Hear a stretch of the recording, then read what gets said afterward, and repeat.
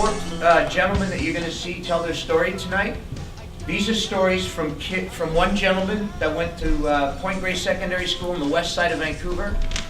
Rich mom, rich dad, lots of money. One of our boys that you'll see in the play today, his story is based on a guy from Sentinel High School in West Vancouver. One boy from Templeton Secondary School, and another one in the burbs in Coquitlam. And for 2 years we followed these guys around and we got their stories.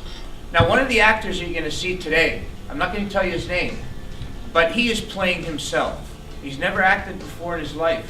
When we did the interview about him, his story is unbelievable. And at the end of the interviews, which we took about 3-4 visits with him, 3-4 hours each time, he said, "Who do you have playing me?" And at that point there, we said, "Listen, rest assured that we're going to do your story justice. We're going to make sure we hire somebody really great to do your part." And you know, he stood up and he took the paper out of our hands, the file, and he says, "No." He says, "This is my story, and the only guy that's going to play my story is me."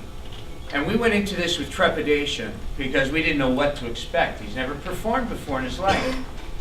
But at the end of the show, see if you can figure out which one is telling their story today. What a beautiful place you guys live in. And in 79, when I was here, it was quiet. But from everything that I've read, Abbotsford is just like any other city now. You have issues with gangs and drugs, like every other city.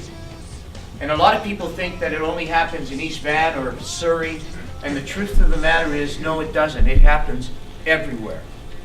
So what we did is we started a boys club program. Once a week, these gentlemen come down to the studio, and we have a class just for guys only. And what we did was we go to, at the beginning of each school year, we go right to the principal and we say, "Sir, ma'am, let's have a meeting with all the counselors, and we want every grade counselor to come up with 10 to 15 names of young men that you think would benefit from a program like the Boys Club, where we're going to teach about integrity, we're going to talk about character, and we're going to talk about values." Now I know that your school is big on character. So these guys come down to the drama studio, we have our class, we have about 42 kids in it, and the very first thing to do is we start talking. A lot of people say, "How come you don't have girls in the group?" Well, there's a reason. Because when we ask the guys to talk about the tough part of their lives, they can talk about it. But when it comes time to talk about vulnerability, weakness, that's not how men want to be perceived. And if a girl's in a room, the macho stuff and the protection comes up. And what we need to do is we go right to the heart of the matter, and we try to figure out what's going on, what's getting in your way of achieving success in whatever it is you choose to do with your life. We found that 70% of the young men that come to our group, 70% of them are missing a role model at home. A lot of them, their fathers, some of them, their mothers.